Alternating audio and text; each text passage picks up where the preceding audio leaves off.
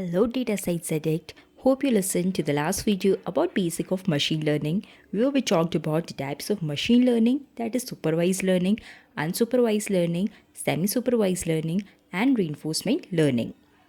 Now today we will go through the concept of supervised learning starting with the regression. Now the question arises, what is regression? So it predicts the continuous output variables based on the independent input variable like the prediction of house prices based on different parameters like house age, distance from the main road, its location, area and many more. Now coming on to the linear regression. So what is linear regression now? Linear regression is one of the most commonly used technique in statistics that is used to quantify the relationship between one or more predictive variables and a response variable. Linear regression is a fundamental supervised machine learning technique which is used for predicting numerical values based on input features. It assumes a linear relationship between the input variable and the output variable, fitting a straight line that minimizes the difference between predicted and actual value. Now the question arises, why is it called linear? It's called linear because it assumes that the relationship between the input feature and the output can be represented by a linear equation, which is essentially a straight line. So it's widely used in various fields for tasks like price prediction, trend analysis, and many more. The most common form of linear is regression, which is also known as simple linear regression. Simple linear regression is used to quantify the relationship between one predictor variable and one response variable. If we have more than one predictor variable, then we can use multiple linear regression, which is used to quantify the relationship between several predictor variables and a response variable.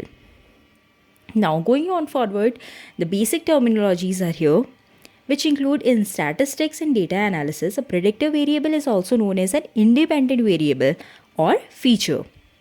It is a variable that is used to make predictions or explanations about the outcome of another variable. Predictor variables are typically the input variables in a statistical model or analysis. They are the variables that you believe might have an impact on the response variable. Now, on the other hand, a response variable is also known as a dependent variable, or you may say outcome variable, which is the variable that you are trying to predict, explain, or understand based on the predictive variables. The response variable is the output of the variable of interest in the statistical analysis. Its output or result that you are studying and trying to explain. Now coming on to the examples, if you are a business owner and you want to use linear regression technique to understand the ad spending and revenue, you decide your ad campaign and target audience and start sending out them the impressions to those target audiences. Your aim is to understand the impact of ad spending on your revenue. Now to understand this, let's understand this in detail. For example, we might fit a simple linear regression model using advertising spending as the predictor variable and revenue as the response variable. The regression model would take the form of revenue as sum of beta naught plus beta 1 multiplication with the ad spending. So the coefficient beta naught would represent the total expected revenue when ad spending is 0. The coefficient beta 1 would represent the average change in total revenue when ad spending is increased by 1. If beta 1 is negative, it would mean that more ad spending is associated with less revenue. If beta 1 is close to 0, it would mean that ad spending has little effect on revenue. And if beta 1 is positive, it would mean more ad spending is associated with more revenue. So depending on the value of beta 1, a company may decide to either decrease or increase their ad spending. Now, suppose you want to predict salary based on experience. In this case, experience would be dependent or independent variable. So, experience would be always your independent variable and your salary will be dependent variable. In linear regression, the goal is to find the best fitting straight line that actually and represents the relationship between the input data points and the corresponding output values.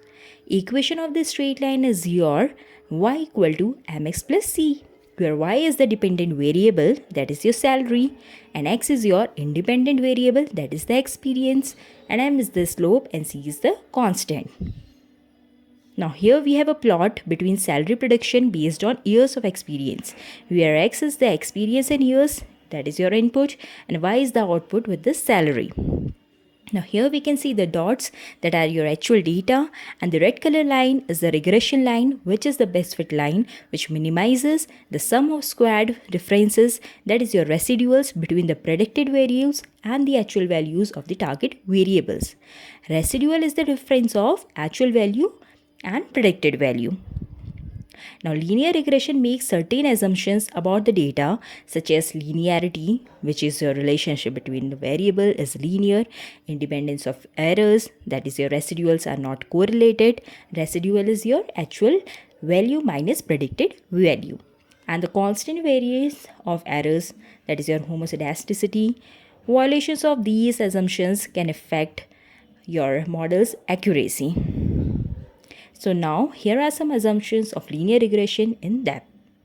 Going forward, we'll see about the linearity, independence, homoscedasticity, normality of residuals, no multicollinearity, no outliers. So these all are the assumptions that are made for linear regressions. Going on to linearity, it is the relationship between the independent variable and the dependent variable that is assumed to be linear.